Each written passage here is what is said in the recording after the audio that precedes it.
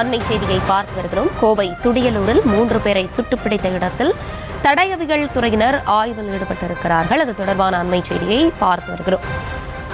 கோவை கூட்டு பாலியல் சம்பவம் நாடு முழுவதும் அதிர்வலையை ஏற்படுத்தி இருக்கக்கூடிய நிலையில் 3 பேரை போலீசார் சுட்டுப்பிடித்திருந்தனர். இந்த நிலையில் 3 பேரை சுட்டுப்பிடித்த இடத்தில் தடயவியல் துறையினர் ஆய்வில் ஈடுபட்டிருக்கிறார்கள். அது தொடர்பான அந்த அண்மை செய்தியை பார்த்து வருகிறோம். கூடுதல் விவரங்களோடு இணைகிறார் நம்முடைய செய்தியாளர் சதீஷ். சதீஷ், வணக்கம். விவரங்களை வழங்கலாம். வணக்கம்.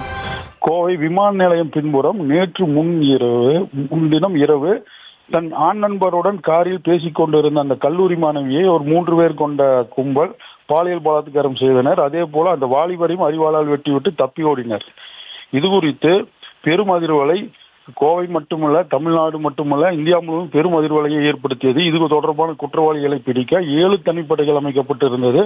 போலீசார் தீவிர விசாரணை மேற்கொண்டு வந்தனர். இதில் தனிப்படையினர் பல்வேறு கோணங்களில் விசாரணை மேற்கொண்டு வந்த நிலையில் அந்த 3 குற்றவாளிகள் கோவை துடிலூர் அடுத்துள்ள வெள்ளக்கிணறு பட்டதாரிசி அம்மன் கோவில் அருகே பதுங்கி இருப்பதாக ரகசிய தகவல் கிடைத்தது. இதனையடுத்து தலைமறைவாக இருந்த அந்த குற்றவாளிகள் 3 பேரை போலீசார் பிடிக்க சென்ற போது அந்த இடத்தில் மறைத்து வைத்திருந்த அறிவாளால் ஒரு போலீசாரை அவர்கள் தாக்கியுள்ளனர்.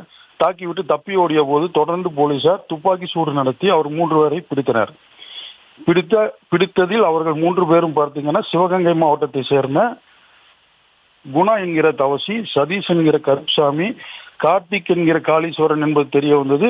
இந்த 3 பேர் மீது ஏற்கனவே பல்வேறு கொள்ளை வழக்குகள் இருப்பதும் தெரிய வந்துள்ளது. இந்த நிலைமையில் இன்று காலை அந்த பகுதியில்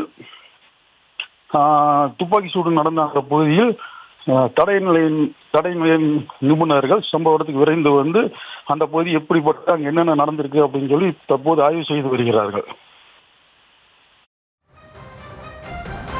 விவரங்களை வழங்கியமைக்கு நன்றி சதீஷ்.